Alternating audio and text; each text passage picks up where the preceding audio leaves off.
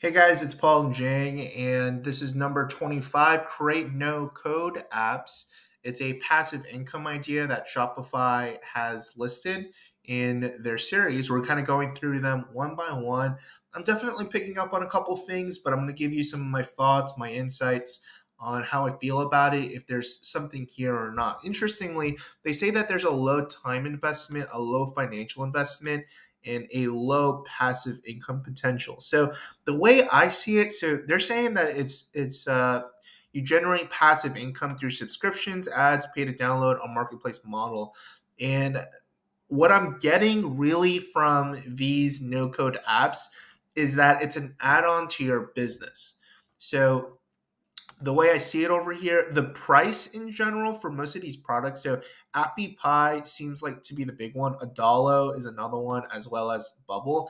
And some of these, most of these are kind of like one off, meaning that you're not there creating multiple types of apps. What you're doing is you're creating one app for your business model. So, generally what I'm finding is they're going to help you create it without the tech. Kind of, it seems like a drag and drop model on things. And so, what I'm finding is, okay, if you're in the health and fitness industry and you need a, platform on your app to, watch trends, educational content, tracking, all that kind of stuff, I think it's really good for that stuff. If you are looking to kind of be the new Instagram, I'm not really sure it's there. So I think that's why they're saying the passive income potential is less, because it's highly dependent on if you have anything else.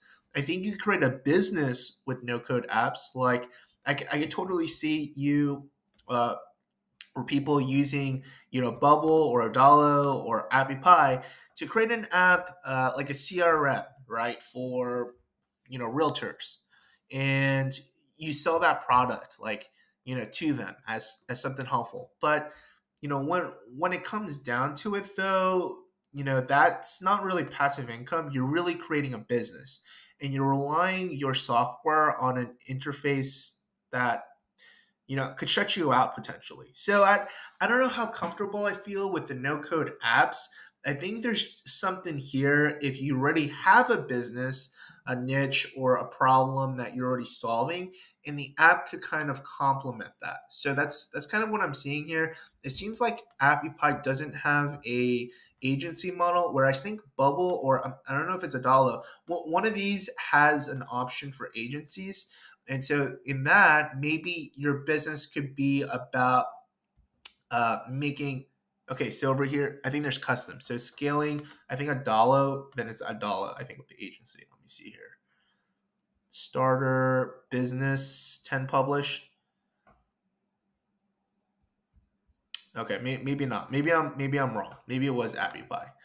But maybe you could create a business model where you're creating software for specific groups or specific people, and you want that to be your thing, right? So, like creating an app, a CRM specific for a business. Maybe it's a roofing business, right? And you're creating like a CRM for that specific company.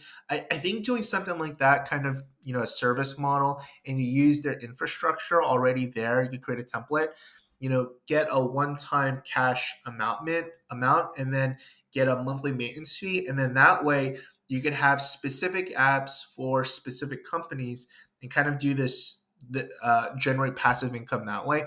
But if you do that, you're kind of really in the sales business, where you're reaching out to different businesses, selling them on getting an app. And then if they do that, you get a monthly upfront amount and then a monthly payment, and you're kind of eating the difference between, one of these companies, AppyPie, and what they're going to give you. So, maybe it's going to be, you pay AppyPie $100 a month for this app, and they'll pay you 250 to operate, and you'll kind of be on the backgrounds making sure the app runs and all that. So I think there's a model here for those that want to generate passive income that way. I'm just not sure how passive it's going to be. That's why I'm saying it ends up kind of being an add-on to what you're already doing. So Here's my criteria that I put for it. I put here money potential. I put here a 9, right? Because like, it's an app. There's definitely potential, right? Like there's a lot of money to be made in software and selling it's kind of dependent on how you're going to structure this business. I think your risk of money is pretty low. Most of the infrastructure is already there within these companies. Your speed to get the money, I think, is low, because whether you're going to start this new business venture and you're going to offer the software to businesses, or you're just adding it to what you're already doing, in that case the speed might be higher. I just put here a 3. Maybe I'll give it a 4. Your time investment, I think, is pretty good. It's a lot less trickier than using one of these platforms to do it. Your money investment is pretty low.